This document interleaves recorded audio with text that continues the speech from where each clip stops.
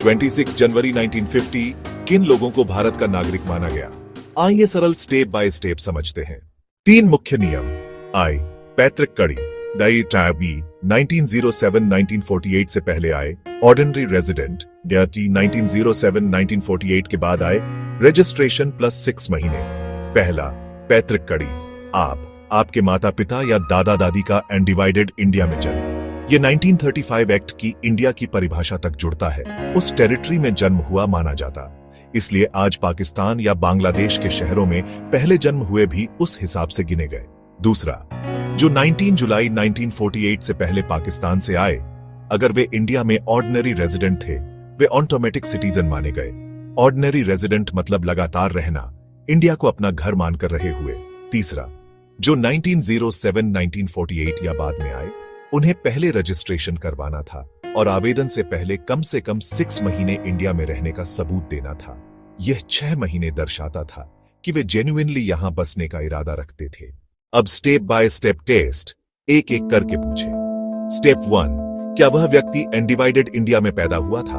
अगर नहीं, स्टेप 2, क्या उसके माता पिता या दादा दादी अनडिवाइडेड इंडिया में पैदा हुए थे? स्टेप 3, अगर एंसेस्ट्रल कंडीशन ओके, कब आए? 1907-1948 से पहले या बाद? अगर पहले, क्या वे इंडिया में ऑर्डिनरी रेजिडेंट थे? अगर हां, ऑटोमेटिक सिटीजन ऑन 26/01/1950। अगर 1907-1948 या बाद में आए, रजिस्टर होना होगा ऑफिसर और आवेदन से पहले 6 महीने रेजिडेंस प्रदर्शित करना होगा। Result, ancestry plus residence registration दोनों चाहिए, वरना एलिजिबल नहीं। ध्यान दें, आर्टिकल 7 ने कहा, जो 1 मार्च 1947 के बाद इंडिया से पाकिस्तान गए, सामान्य नियम के तौर पर उन्हें नागरिक नहीं माना जाएगा। लेकिन एक्सेप्शन, अगर किसी ने परमिट फॉर रिसेटलमेंट या परमानेंट रिटर्न के तहत वापस आकर इंडिया में रजिस्टर किया, उन्हें पोस्ट 1907-1948 माइग्रेंट की तरह देखा जा सकता है। रजिस्ट्रेशन ट्रैक क्यों? ताकि जो लोग विस्थापन या परमिट के कारण गए थे, उन्हें निष्पक्ष मौका मिल सके, पर पेनल्टी नहीं, बल्कि रजिस्ट्रेशन रूट पर टेस्ट होगा। आर्टिकल 9, यदि किसी ने स्वेच्छा से दूसरी देश की नागरिकता ले ली, तो भारतीय नागरिकता अपने आप समाप्त हो जाती थी, यानी ड्यूअल सिटीजनशिप स्वीकार नहीं। उदाहरण 1, आशा, जन्म 1930 कराची, परिवार मई 1948 में दिल्ली आया।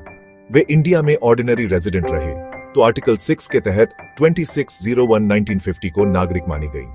उदाहरण 2, बलराम, जन्म 1925, लखनऊ पर जून 1947 में पाकिस्तान गया और 1949 में वॉलंटेरिली पाकिस्तानी नागरिकता ले ली।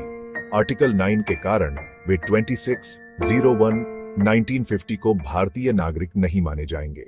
रही बात 26/01/1950 की नागरिकता के लिए मूलतः 3 चीजें: पैतृक कड़ी birth/parents/grandparents per 1935 act, residency pre 1907-1948 ordinary resident automatic, और पोस्ट 1907-1948 अराइवल्स के लिए रजिस्ट्रेशन प्लस 6 महीने।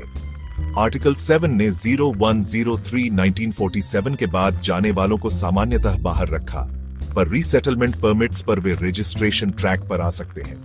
आर्टिकल 9 ने वॉलंटरी विदेशी नागरिकता को नकारा। अगर यह वीडियो मददगार लगा तो लाइक, शेयर और सब्सक्राइब करें और कमेंट में बताइए कौन सा हिस्सा और डिटेल में चाहेंगे।